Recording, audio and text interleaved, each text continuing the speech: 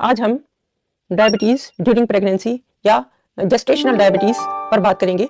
ये बीमारी क्यों होती है, इसकी अलामात क्या हैं, पेचीदगियाँ क्या हैं, बच्चे पर इसके असरात क्या होते हैं और इसका डायग्नोसिस और इलाज कैसे किया जाता है। अब हमल के दौरान जो 24 हफ्ते से पहले हमने कोई टेस्ट कराए हैं खातून के, तो अगर उसमें डायबिटीज़ आई है तो जेस्टेशनल डायबिटीज़ नहीं है, ये पहले से उसे डायबिटीज़ थी। अब 24 और 28 वीक्स के दरमियान में जो स्क्रीनिंग और सारे टेस्ट होते हैं उसमें अगर डायबिटीज़ है तो हमल के दौरान ये उसे डायबिटीज़ हुई है, क्योंकि प्लेसेंटा से कुछ ऐसे हार्मोन्स और कुछ ऐसी चीज़ें निकलती हैं जो माँ का ब्लड शुगर ज़्यादा कर देती हैं। इसमें ह्यूमन प्लेसेंटा लैक्टोजन निकलता है, प्रोलैक्टिन होता है, प्रोजेस्टेरॉन होता है, ग्रोथ हार्मोन्स होता है और ये तमाम हार्मोन्स जो हैं वो डायबिटोजेनिक है और ड्यूरिंग प्रेगनेंसी इन हार्मोन्स की वजह से भी ब्लड शुगर ज़्यादा रहती है। अब वो जो प्रेग्नेंट लेडी हैं उनका बीटा सेल यानी पैंक्रियाज या लबलबा ज़्यादा इंसुलिन बना रहा है, लेकिन वो कोप नहीं कर पा रहा क्योंकि इंसुलिन रेजिस्टेंस ये हार्मोन्स पैदा कर देते हैं और इतनी इंसुलिन नहीं निकलती, असर अंदाज नहीं होती कि वो ब्लड शुगर को कंट्रोल कर सके। अब हम देखते हैं कि ये हाई ब्लड शुगर जो माँ का है वो हमारे बच्चे पे क्या क्या असर डालता है।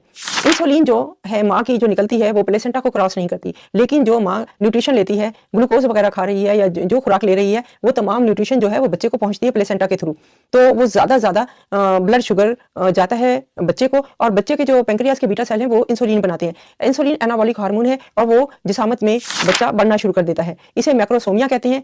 ऑर्गन हाइपरट्रॉफी हो जाती है, अज़ा भी उसके बढ़ जाते हैं। पैदाइश के बाद डिलीवरी के बाद जब ये तमाम हार्मोन्स का इफेक्ट जो है वो ख़त्म होता है और बच्चे के जिस्म में ज़्यादा इंसुलिन बढ़ रही है, अब जो है ग्लूकोज जो है उसका लेवल इतना नहीं है, तो बच्चे का हाइपोग्लाइसीमिया में भी जाने का अंदेशा होता है। अब हमने ये प्रेग्नेंट खातून को देखना है कि इसकी प्रीवियस हिस्ट्री तो नहीं है, खानदान में टाइप 2 डायबिटीज़ तो नहीं है, ज़्यादा जिसामत उसकी भारी तो नहीं है, क्या वो एक्टिवली कामकाज करती है या नहीं, इसके तमाम ट्राइग्लिसराइड्स वगैरह कराने हैं। अगर ट्राइग्लिसराइड में अक्सर देखा गया है कि एचडीएल का लेवल काफ़ी कम होता है, HbA1c जो है वो 5.7% से ज़्यादा होती है और फिर हम कराते हैं ग्लूकोज टॉलरेंस टेस्ट, GTT उसे कहते हैं। इसमें 8 घंटे की फास्टिंग करवाने के बाद 75 ग्राम जो है ग्लूकोज पानी में घोलकर औरत को पिलाते हैं और अब देखना यह है कि उसका लबलबा कितनी इंसुलिन बना रहा है और कितना यूटिलाइज कर सकता है।